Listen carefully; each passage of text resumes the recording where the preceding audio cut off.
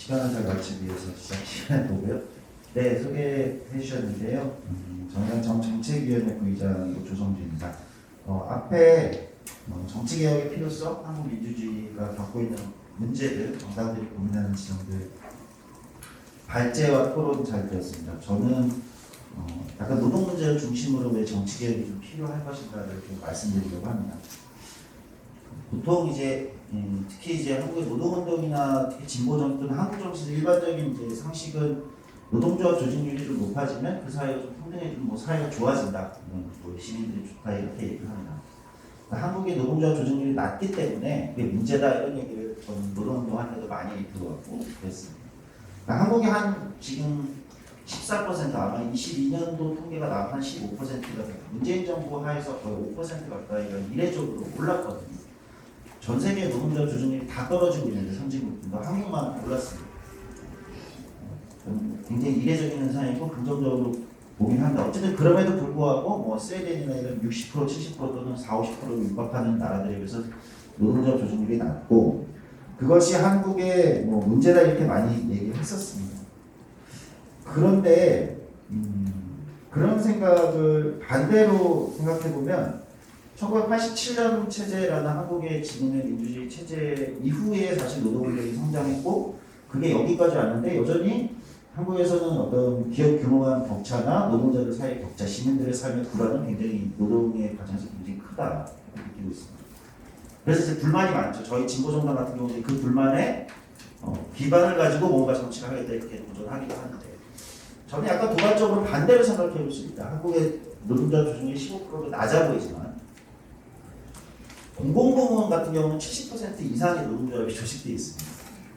300인 이상 민간 대기업은 50% 이상 노동조합이 조직되어 있습니다. 그리고 거기는 임금과 기업복지, 한국 이제 전체 사회복지 아닌 기업복지나 이런 차원에서 본다면 솔직히 말씀드리면 공공부문 대기업 같은 경우는 스웨덴이나 핀란드 같은 복지국가에 살고 있는 것보다 훨씬 더 높은 가처분 소득을 늘릴 수 있습니다. 왜? 우리는 그만큼 세금을 많이 안 떼가니까요. 그러니까 저는 다른 나라에 살고 있다고 생각합니다. 복지국가나 그러니까 이미 북유럽 복지국가에 살고 계신 거예요. 공공부문이나 대기업에 노동조합이 대부분 조직돼 있고 기업복지는 그 나라의 복지보다 높으니까요. 그럼 문제는 뭐냐? 한국의 사회경제적인 문제를 봤을 때 거기가 아닌 사람들이 문제인 거죠. 노동조합이 없고 300인, 500인 이상 대기업에 다니지 않고 이게 이제 대부분일 텐데 대부분의 시민의 노동 문제인데 정치개혁이라는 측면에서 이제 이야기를 가져오면 그러면 원래는 이들의 목소리가 어떻게 정치에 투입되어야 되는데 사실은 한국의 정치를 보면 여기 계신 분들 너무 잘 아시겠지만 조직된 목소리가 당연히 압도적으로 정치에서 힘을 발휘합니다. 왜냐하면 민주주의라는 일을 독특하게 사회적 약자일수록 자기 목소리를 조직하는 것이 쉽지가 않습니다. 오히려 한국의 공공부문이나 대기업의 노동조합들이 많이 조직된 이유도 거기가 힘을 갖고 있기 때문에 많이 조직이 되는 거고 약자는 자기 목소리를 조직하기가 어렵죠. 그래서 보통 약자들의 마지막 무기가 저는 정치일 수밖에 없어요. 사실 정당이 그 역할을 저는 해야 된다고 생각하는 사람입니다.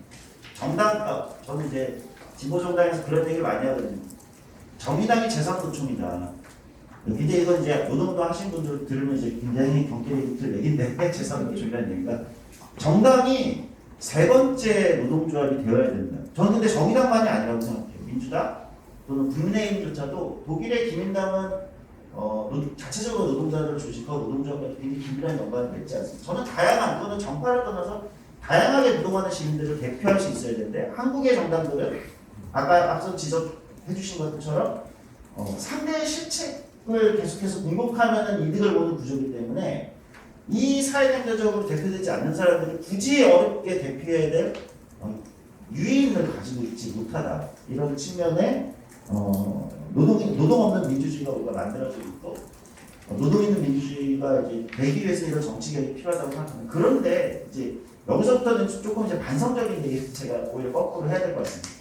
그러니까 한국의 정의당 같은 진보정당은 제가 이제 지금 정의당 당대표 선거에 나와 있지만 거대 양당을 비판하는 걸로 자신들의 역할을 했다라고 생각해요. 저는 근데 사실은 지금의 앞에서 지적하신 정치 양극화에는 진보정당과 같이 그 양극화에 책임이 있는 그리고 주역이었다 이렇게 생각합니다. 규모는 크지 않았다 하더라도 왜냐하면 원래 제3정당이라는 게 대한정당이라는 게 자신이 대안을 얘기함으로써 양당을 긴장시키게 하고 그걸 통해서 양을 가져와야 되는데 긴장을 대안을 얘기하지 않으니까 진보정당은 사실 대안을 얘기하기보다는 주로 문제 제기를 하는 정당으로서 자기 포지션을 해야 하기 때문에 대안으로 시민들한테 인식되지 않으니까 자신의 정치 양극화를 그대로 가는 것에 한쪽에 서는 거죠. 결정적인 순간마다 우리는 어느 쪽 편을 들어야 되지? 근데 되게 익숙한 편을 듭니다. 사실 더불어민주당 편을 들어요. 왜냐면 세계관이 비슷하거든요. 네, 같은 세계관에 갇혀 있으니까. 그러니까 사실 정치 양극화에 분명히 정의당 같은 진보정당도 명확하게 자기 책임이 있다. 지금 저는 한국 정치가 타락했다고 생각하는데 타락의 주역이기도 합니다. 진보정당. 그런 측면에서 이제 고민이 있고 마지막으로 잠깐 요걸 말씀드리면 그런데 저는 우리 정치가 여기 이제 함께 이 토론을 하면서도 저는 굉장히 많이 배우고 있는데 이제 박인영 전 의원님 얘기 들으면서 굉장히 좀 공감을 많이 했어요.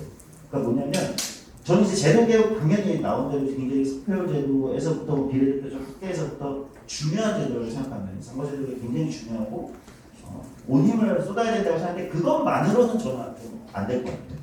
그러니까 지금 정치 양극화의 원인이 제도의 문제도 있지만 앞에 말씀드린 대로 저는 정당들이 정치하는 우리가 어느 순간부터 약간 다들 선을 넘기 시작한 것 같습니다. 왜 스티븐 레비츠키나 이런 사람들 분석 보면 민주주의가 제도보다 우리 규범으로서 굉장히 수호된다, 지켜진다 이런 얘기를 하듯이 어느 순간 우리가 막말하는 거 정치에서 상대의 어떤 부분들을 건드리지 말아야 되는 부분을 계속 건드리는 거 굳이 그것이 사회에 생산적이지 않음에도 불구하고 상대를 공격하기 위한 목적으로 진보정당도 그런 걸 많이 하는데 저는 약간 이런 것들을 정치적 어떤 문화적으로도 우리가 규범으로서 하지 말아야 된다. 저는 그래서 최근에 김건희 특검법이니 뭐 이런 것들에 대해서 굉장히 저는 좀 비판적인 입장인데 그냥 검찰이 알아서 하게 하고 그걸 굳이 정당들이 상대를 공격하면서 언급을 해야 되니까 이런 고민이 좀 있습니다.